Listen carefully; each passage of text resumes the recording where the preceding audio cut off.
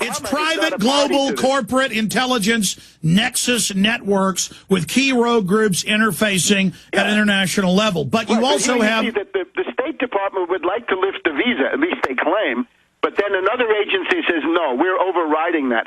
And the general idea in the Obama White House, as we saw on January 4th, right, with this very interesting broadcast by Richard Wolff on MSNBC, he came on Olbermann and came on Rachel Maddow and said the Obama White House thinks that the Christmas Day incident was intentional by a network with an alternative agenda and that it's designed to make Obama look bad. Now, the Obama look bad part is very superficial and trivial compared to the big geopolitical goals that are always involved, right? We had several weeks of hysteria. Launch the new Yemen war, get the naked body scanners in. Look, I want to go over all this with you, but first, specifically, I know clearly they are putting out the talking point through neocon channels that 9/11 Truth, who we know is the White House and the Rogue Network's #1 enemy, we have Cass Sunstein admitting it, we have Bush's congressional hearings saying it, Webster, they're clearly putting out the trial balloon, the psychological backstory, the history that 9/11 Truth is going to kill the president. Now, my question to you is, I mean, I believe, and I've gotten a pretty darn good track record of being able to gauge what they're up to and doing, that at bare minimum, they're putting the card in their hand. They're taking it out of their sleeve and putting the false flag, fake assassination attempt, getting ready to play it, considering that they may go ahead and try it. So they're gauging right now to stage an assassination on Obama to get his approval ratings up, and I believe he's probably involved in it, and then it could have the added intimidation threat on top of it. I mean, why are the neocons and others right now saying 9/11 Truth is going to try to kill him? Well, I think you have to take that very seriously, and the reason I think you should take it seriously is also because what's going on in the background, I think, is a very important strategic shift, and again, you have to take a step back. Last week, we had February 11th in Iran, right, the anniversary of the revolution.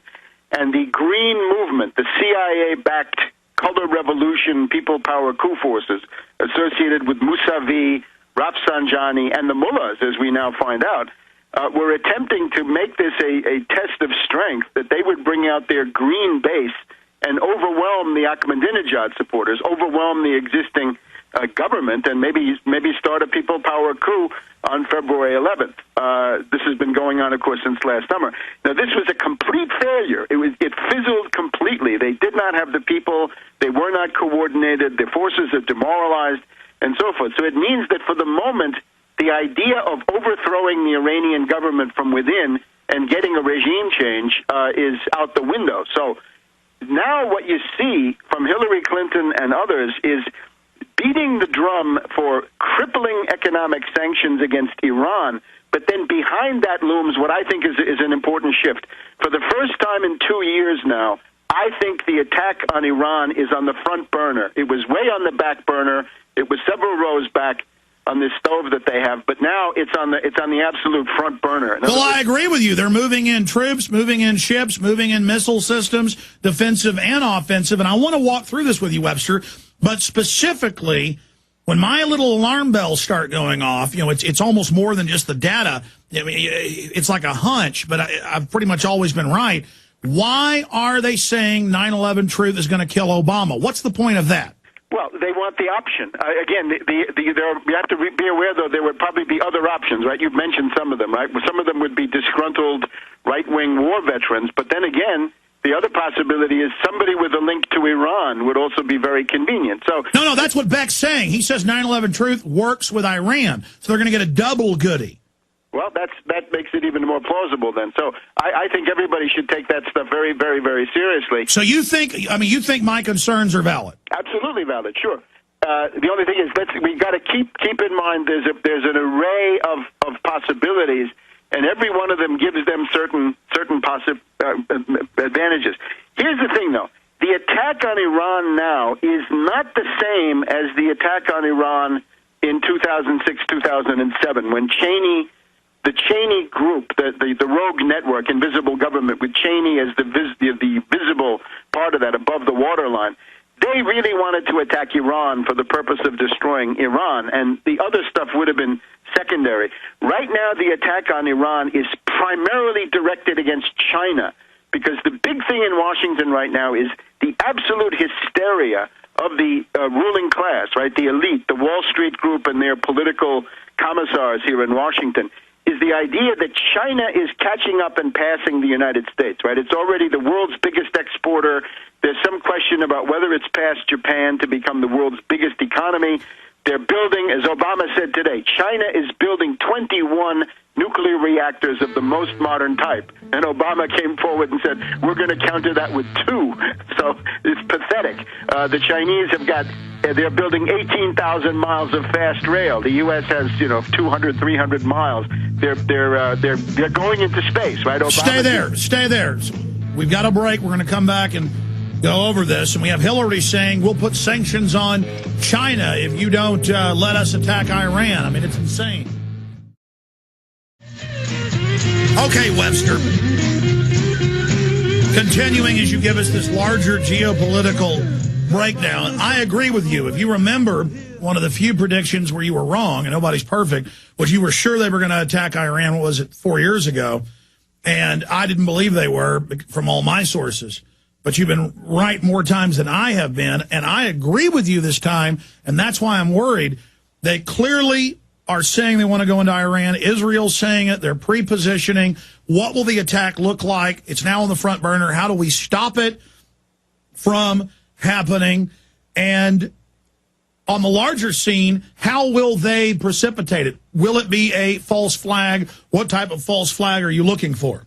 Let me just backtrack now. The last time we had this active danger was 2006, 2007, which was the twilight of the neocon Cheney invisible government regime under the second Bush administration. And that was, of course, the rogue B-52 of August to September 2007 was the high point of that, after which the danger, because it had been blocked, right? The missing cruise missiles. That was blocked by forces inside the U.S. military and the intelligence community. And it meant and Fox Fallon said no. I mean, that was the real end of it. It went up the ladder, and then the answer came back no. And the no probably came from Robert Gates and the Pentagon by then.